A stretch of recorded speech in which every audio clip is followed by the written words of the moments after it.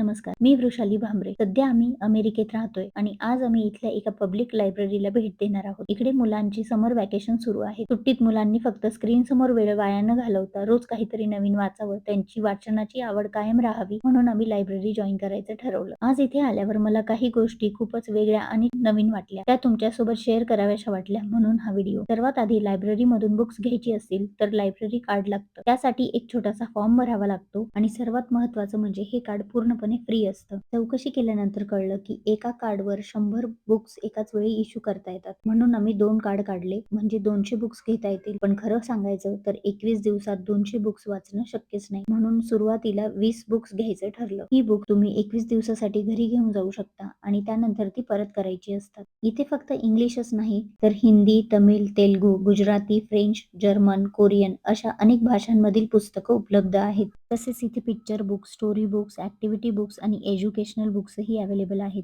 इथे फक्त बुक्सच नाही, जर तुम्हाला शांत वातावरणात बसून अभ्यास करायचा असेल किंवा ऑफिसचं काम करायचं असेल तर इथे फ्री वायफाय आणि फ्री कम्प्युटर सुद्धा उपलब्ध आहेत. अनयने त्याला आवडणाऱ्या कार, मशीन्स, टेक्नॉलॉजीवरची जवळपास 17-18 पुस्तकं घेतली आणि कियांशनेही त्याच्या आवडीची पुस्तकं स्वतः निवडली. त्याला मॅप्स खूप आवडतात म्हणून मीही त्याच्यासाठी एक मॅप्सचं पुस्तक घेतलं. अशा लायब्ररी कल्चरमुळे मुलांना वाचनाची सवय अगदी नैसर्गिकपणे लागते. इथे तुम्हाला 2 वेगवेगळे व्हिडिओ दिसत असतील, कारण पहिल्यांदा जेव्हा आम्ही लायब्ररीत गेलो, जास्त वेळ नसल्यामुळे मी जास्त काही शूट करू शकली नाही. जेव्हा आम्ही वाचलेली पुस्तकं परत करायला गेलो, त्यावेळेस बाकीचा भाग मी शूट करून या व्हिडिओमध्ये ॲड केलेला आहे.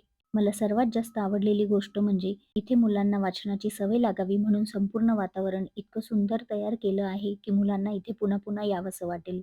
इथे लहान मुलांसाठी खास प्ले एरिया आणि ॲक्टिव्हिटी कॉर्नर्स तयार केले आहेत. म्हणजे तुम्ही निवांत वाचन करत असताना मुलं खेळू शकतात, नवीन गोष्टी एक्सप्लोर करू शकतात. त्यामुळे त्यांनाही लायब्ररीत यायला आवडेल. माझ्या मते मुलांना वाचनाची गोडी लावण्यासाठी अशा लायब्ररी कल्चरची खूप मोठी भूमिका असते. भारतातही अनेक उत्कृष्ट लायब्ररीज आहेत, पण इथे मुलांना लायब्ररीकडे आकर्षित करण्यासाठी ज्या पद्धतीने बुक्स, ॲक्टिव्हिटीज आणि लर्निंग स्पेसेस तयार केल्या आहेत, ही कल्पना मला खूप आवडली. अनयने त्याची पुस्तकं 21 दिवसात वाचून पूर्ण केली आणि कियांशला त्याची पुस्तकं मी वाचून दाखवली. नेक्स्ट टाइम जेव्हा आम्ही वाचलेली पुस्तकं परत करायला गेलो, ही पद्धतही मला खूप आवडली. इथे तुम्हाला जे मशीन दिसतंय, त्या मशीनवर आपण आपलं पुस्तक ठेवायचं. ते पुस्तक मूव्हिंग बेल्टद्वारे आपोआप मशीनमध्ये जातं. त्यानंतर मशीन पुस्तकाचा बारकोड किंवा चिप स्कॅन करते आणि स्कॅन झाल्यानंतर ते पुस्तक आपल्या अकाउंटमध्ये रिटर्न म्हणून नोंदवलं जातं. खरंच लायब्ररी म्हणजे फक्त पुस्तकं ठेवायची जागा नसते. ती मुलांच्या कल्पनाशक्तीला पंख देणारी, नवीन गोष्टी शिकवणारी आणि आयुष्यभर वाचनाची सवय लावणारी एक सुंदर जागा असते. तुम्हालाही अशी लायब्ररी व्हिजिट करायला आवडेल का? कमेंटमध्ये नक्की सांगा. आणि अमेरिकेमधल्या अशाच उपयोगी ठिकाणांची माहिती मराठीत पाहण्यासाठी घरची शाळेला फॉलो करायला विसरू नका. लवकरच भेटू नवीन व्हिडिओमध्ये. धन्यवाद.